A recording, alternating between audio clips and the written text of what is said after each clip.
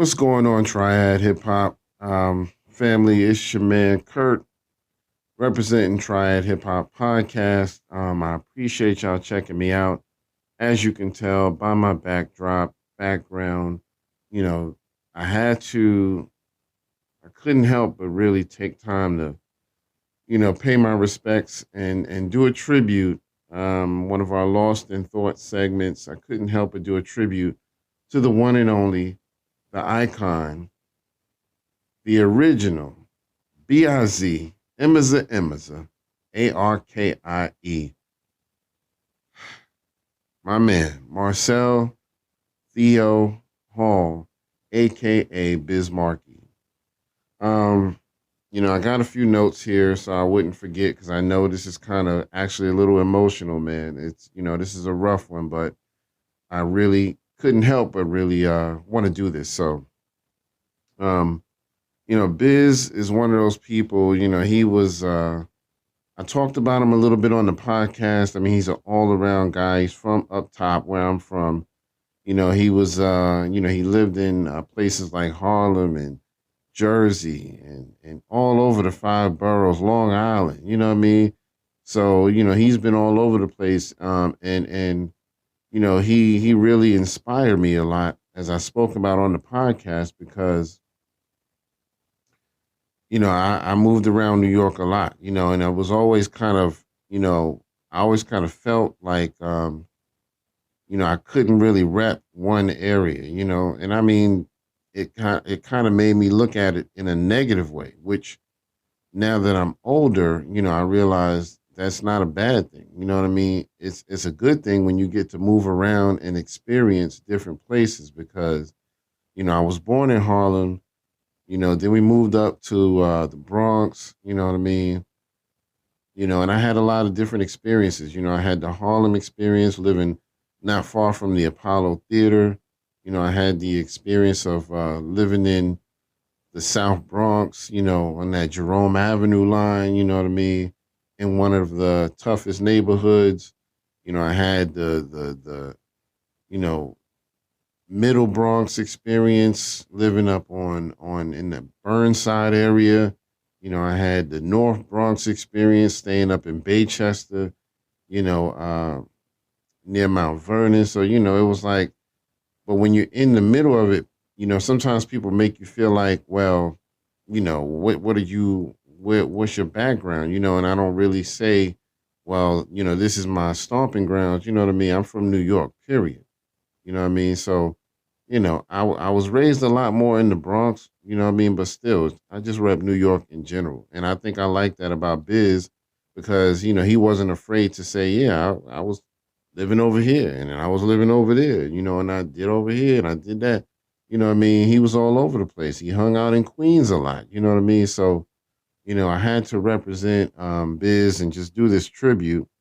Now his let's start off with his first album, which is my favorite, called Going Off. You know what I mean? The album was released back in February of 1988. Man, listen, 87 and 88 was some of the greatest years of hip hop. You know what I mean? The greatest.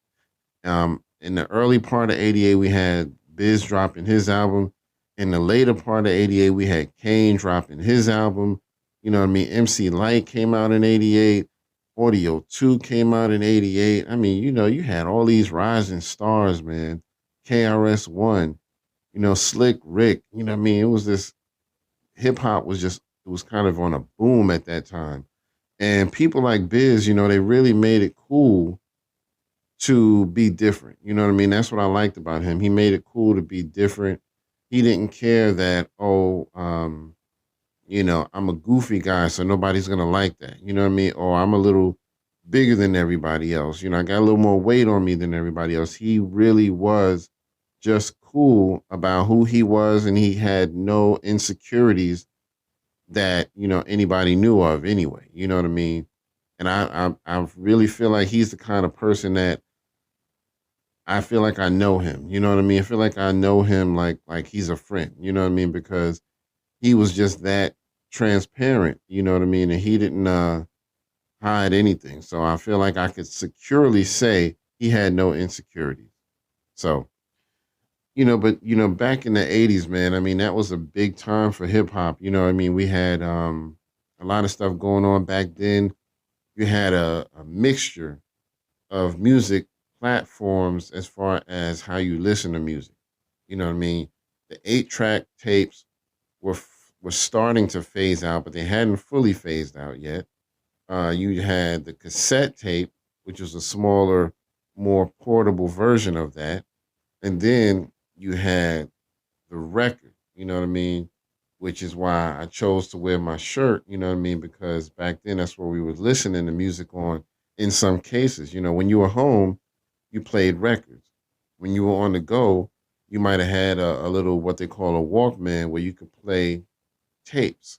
You know what I mean? Be on the train or on the bus or whatever with your little headphones on. And it was a classic time, man. I mean, you had a lot of different choices. And then, of course, later on, we had the CD and all that, But, I just had to represent. That's why I wore my shirt with the little record on it. You know what I mean? So, anyway, you know, Biz, I mean, his first album, man, I mean, it was such a classic for me. All of his albums were notable, but that first one was just fire to me because so much of the album was able to be played on the radio and played in any clubs and any parties and all of that. You know what I mean? Because he had, you had songs like Something for the Radio, Make the Music with Your Mouth, Nobody Beats the Biz, you know what I mean? Going Off, you know what I mean? So, he had a lot of stuff going on. I mean,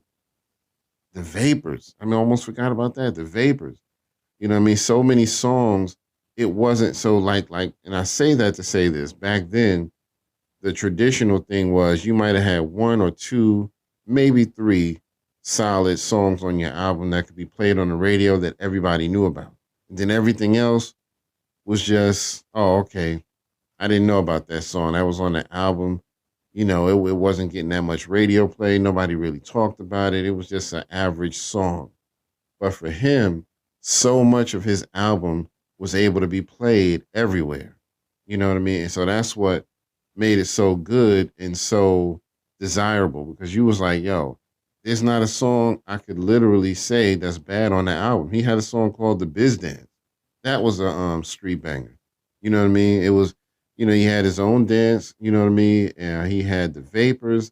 I mean, it was so much going on. It was just like, wow, this is just a classic album. You know what I mean? And I don't think he gets enough flowers. I don't think he gets enough respect for that. You know what I mean? He gets it, but that we should be talking about him way more, So and then, he actually helped us to uh find a more what you call a top five rapper, which is Big Daddy Kane. You know what I mean? Because they met, they battled, and then after they battled, even though Biz technically won the battle because he clowned Kane a lot more, he told Kane, I see something in you, and you got to come with me. I'm gonna get you a record deal, and we both gonna make this shit happen. You know what I mean? And he lived up to that. Kane even said it himself.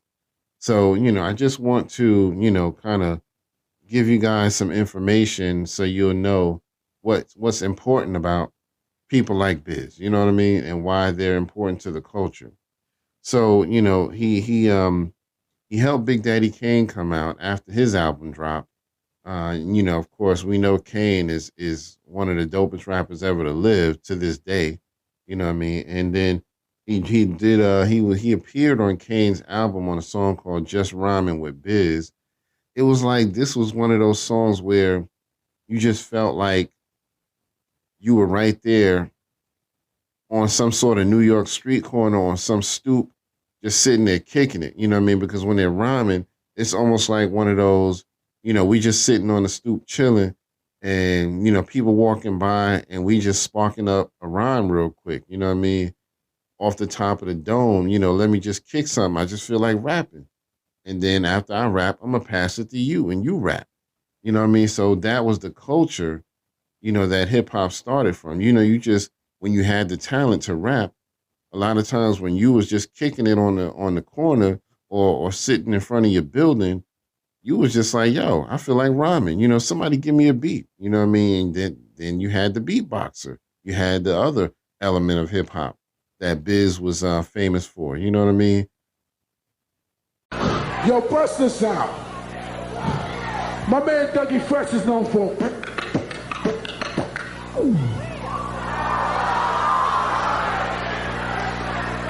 Fat Boys is known for. But every time I rock with the Rod Veg, you know what they say? I'm the magnificent.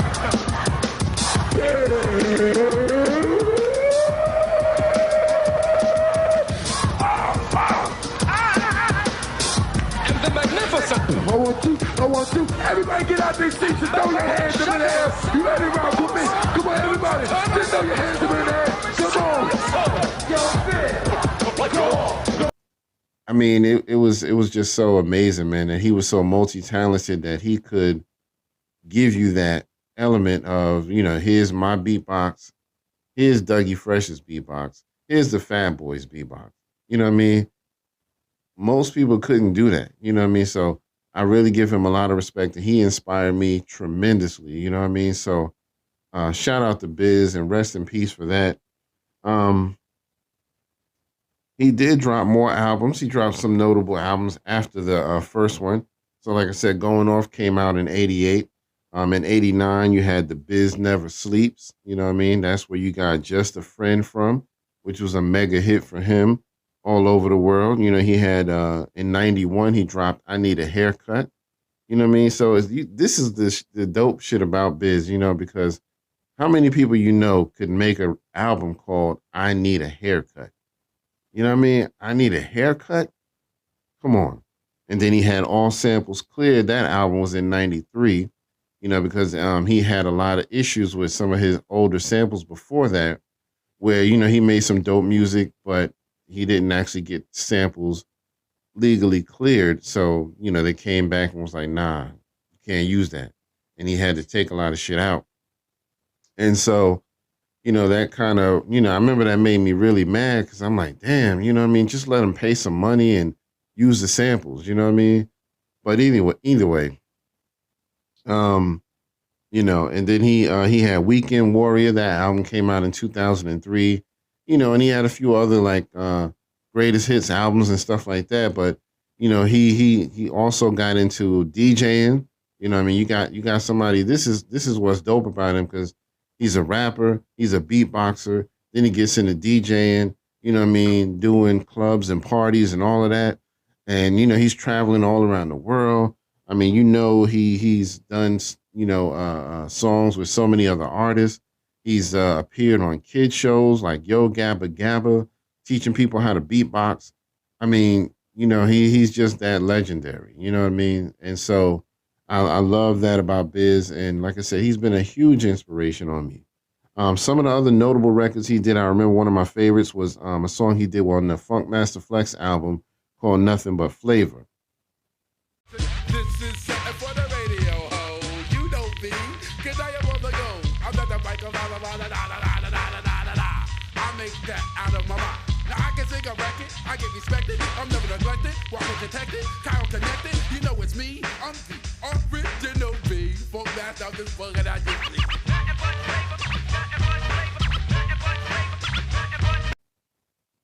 Man, listen, that was one of my favorite joints right there. So, as you can hear, this is like years later and he's still doing that same, style that Biz gives you, I'm just giving you some dope, entertaining lines that might make you smile, might make you laugh, you know what I mean? Might make you dance, and I'm not going to change who I am because that's who I am. You know what I mean? You got a lot of people who are lyricists and they're like, yo, you got to spit them bars, son. And Biz is just like, nah, I'm going to do Biz, period. So you got to love that about him. You know what I mean? So, and then one of my favorite songs he did, absolute favorite, which nowadays has a completely new meaning to me, was a song he did on the Marley Marl compilation album called In Control Volume 1. And the song was called We Write the Songs with Heavy D. Give me the beat, boy. This is fun. Yo, it's just me and Heavy D in the house. I can't forget my man about that ball. I got TJ song right next to me with the jury. I like to send this out to my man Cool V. Who you want to send out to? DJ, they have trouble. T-Roy, my man G Wiz up in the morning early. I can't forget back Daddy King and my whole crew, Cool Joe Brown from Center Reach. And we're gonna do a little something like this. Like what? I'm the original B.I.Z. Mark. Bound to reckon like collector, put your body in park. This is a little something for the Juice Crew. From heaven, the boys and Biz and TJ Swan. And the reason I say that is because now that they've both passed, that song has so much more meaning to me. Even back then, when I bought the Marley Marl in Control album, that was like one of the songs I played the most, even more than songs like the Symphony. You know what I mean? You had a classic song like the Symphony, and I was playing We Write the Songs like 40 times back to back. I just wanted to learn the lyrics. The beat was just knocking, and then you had Heavy D and Biz. You just never really thought about them doing the song together, and they meshed so well together. You know what I mean? And, that was just one of my favorites. So even to this day, I play that every now and then when I'm in a mood where I just want to feel good, get some feel good music. That's a feel good song. You know what I mean? So, and the Nothing But Flavor song, he did with Funk Master Flex. I play that every now and then when I just need to feel some feel good music. It had ODB, rest in peace to him. You know what I mean? Biz, and it also had Charlie Brown from Leaders of the New School, which was the first crew that Busta Rhymes came out of. So, that's one of my favorites, man. Now, just like we keep reiterating, we got to give these rappers their flowers, you know what I mean, while they're here. It's really important to not wait until somebody's passed away to say, oh, yeah, I remember him. He had that good song that I used to like and blah, blah, blah. People like that need to know just how pivotal and important they are to the culture in general and what they did, not wonder, did I do something good? Did I, you know what I mean? I know Biz gets some props, but he deserves way more than what he got. You know what I mean? So way more. So, if you look back on the history, you know what I mean? I always try to keep people in remembrance of Biz, you know what I mean? And I mean, in the history of Triad Hip Hop Podcast, you know what I mean? I try to always keep people thinking about Biz, especially once they said he was dealing with a serious illness. It was like, yeah, man, let's talk about Biz. When his birthday came around, I was like, yeah, don't forget about Biz. He's not doing so well. Sometimes I would mention it on the podcast. What's going on with Biz? Why haven't we heard an update on Biz? You know what I mean? When nobody else wanted to talk about it, it's like, I don't want to be a part of that mindset where it's only important when somebody dies. I don't want to do that. So I think this is important that we give people their flowers, as they say, give them their props, their respect. Just let them know what they did. And you don't want to be, one of these just fly by night rappers who nobody's really thinking about once you're gone. All they can think about is that one time you had that club song that everybody danced to. You know what I mean? And that was it. You had a couple of good bangers but there was nothing else to remember about you. What did you do for the culture? But I mean, just look at the track record of dead rappers that just happened in 2021. You know what I mean?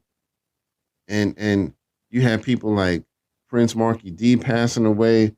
You had Ecstasy from Houdini passing away. You had Gifted Gab. I mean, you had all these people passing away. DMX, Shock G, Humpty Hump. You know what I mean? So you got all these, and there's more than that. But I'm just saying we just barely passed the halfway point of 2021. And we got this list of dead rappers already. You know what I mean? And I'm glad that they made it to a somewhat decent age, but all of them pretty much are dying in their 50s.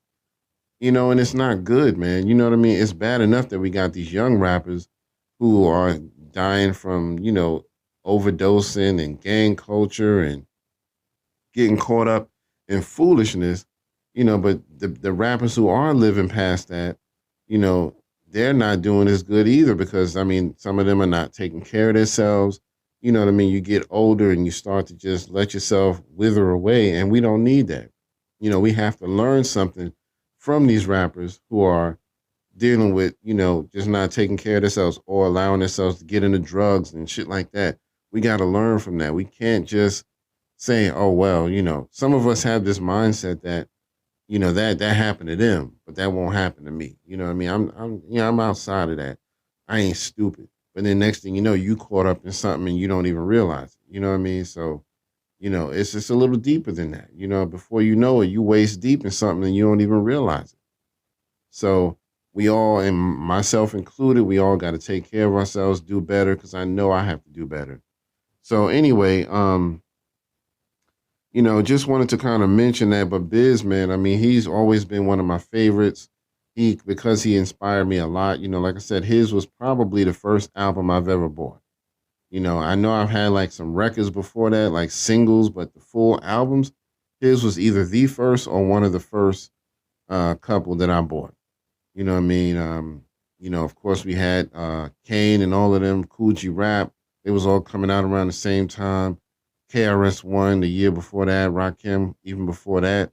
So, but it was a lot going on. But I think when it came to albums, his might have been one of the first that I bought. And, it was just a special time. I wish I still had some of those albums, man, whether it was on tape or on record, it didn't matter, CD. They all just such classics, you know what I mean? So, but, just wanted to mention that, man, we got to take care of ourselves. We gotta see growth in ourselves because that's another thing. You can't have the same mentality at 40 and 50 that you had at 20 and when you was a teenager. If you're still thinking like you were when you came out of high school and you now 35, 45, 50, there's a problem. You know what I mean? And I don't want to seem like I'm preaching, but I do feel like this is important because it's relatable to what we're dealing with in our culture, whether it's hip hop culture or just black culture in general. So, have start to see growth in yourself and strive for more growth. You know what I mean? So that you can look back and say, wow, that's where I was then, but look at me now. You know what I mean? So anyway, like I said, I'm not trying to preach, just, kind of let people know, we need to wake up, man, instead of thinking that other people's downfall can just never apply to us. But anyway, back to Biz, you know what I mean? Like I said, he made being silly a cool thing, you know what I mean? He didn't care that his dance looked silly, he just had fun. He always had a smile on his face and he could always keep everybody entertained, whether it was on stage or off stage. Most rappers now are sharing such beautiful stories about this man. It's like, wow, you know what I mean? I'm seeing conversations he had on the phone with people like Q-Tip, and he's holding other rappers' babies and people who rappers who said, well, I couldn't get my baby to like nobody, but Biz came to my house, and all of a sudden that's my kid's favorite person. You know what I mean? It's like this is incredible. You know what I mean? It's incredible. So I really just want to give Biz those flowers, and I've always done that. My favorite song from him has always been Going Off. Something about that beat, the rhymes, they just hit perfectly for me. You know what I mean? He's had so many notable hits, you know what I mean? So, but that's just the one that when that record is thrown on, I lose my shit. You know what I mean? Certain songs come on and you lose your shit. So that's one of them. So, even though Biz, he he's a icon and he's a hero in rap, and he may not have been one of the richest people in the world, you know what I mean? But he had a very respectable career and he got that bag, you know what I mean? He got his money. Trust me on that. Don't think somebody like Biz was just broke or something like that, because even in at this age that he was, he was working on Rock the Bells, he had the DJ radio show. He was touring. I mean, he was doing all kinds of stuff, man. I mean, so Biz was getting his money. It's just the fact that people like him understood the importance of having longevity in your career versus just being some average rapper, just being, oh, he was a rapper. Nah, he was Biz. He was Biz Markie. You know what I mean? So people just knew that there was something that set him out from the rest. You know what I mean? So I gotta give my props to him, and I just want to kind of give him his flowers and just remind y'all, people like him. It's important that you go back and study the culture on what they did, how they started, where they came from, what was going on behind the scenes in their lives.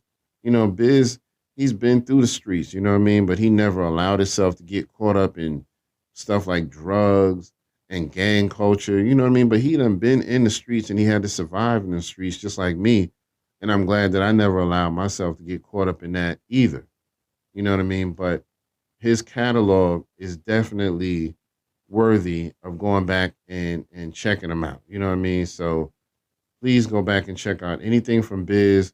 You know what I mean? Just to appreciate what came before, your generation. If you're younger, people who are from my generation, they know about Biz, but even some of the ones back then didn't. I know people in my age now who don't appreciate Biz as much because they didn't really see what I saw in him. You know what I mean? So it just depends on where your mindset was. Just because you're older don't mean you appreciate good music. Sometimes you kind of stuck in a certain mindset, like I was saying earlier. But, for anybody, young or old, go back and check out Biz, man, and just, listen to what he did for hip hop and be able to appreciate everything he did. So, but that's my rant. Lost in thought. We appreciate y'all checking this segment out. And I just wanted to pay tribute and pay homage or homage, however you want to say it, to Biz, and check out anybody who was booming at that time and just launching their careers. Check out a Big Daddy Kane, check out Cool G Rap, check out KRS-One, check out MC Shan, Roxanne Shante. You know what I mean? These are people who really left a footprint, on hip hop. You know what I mean? That you can't talk about hip hop without talking about them. Cool Mo D, you know what I mean? Treacherous 3, all of them. You know what I mean? Grandmaster Flash, Furious 5, you know what I mean? Teddy Ted, Special K, you know what I mean? All of those types of people, you know what I mean? EPMD, you know what I mean? So it's countless people who have shaped this culture, and we need to pay them homage and give them their props. You know what I mean? Now, you know what I mean? So stay tuned for more Lost in Thought. Stay tuned for more lyrical breakdowns. Stay tuned for more podcast episodes. We really appreciate y'all checking us out, and never let hip hop as a culture go away. All right. So this is your man Kurt, Triad Hip Hop Podcast. We'll talk to y'all soon. Peace.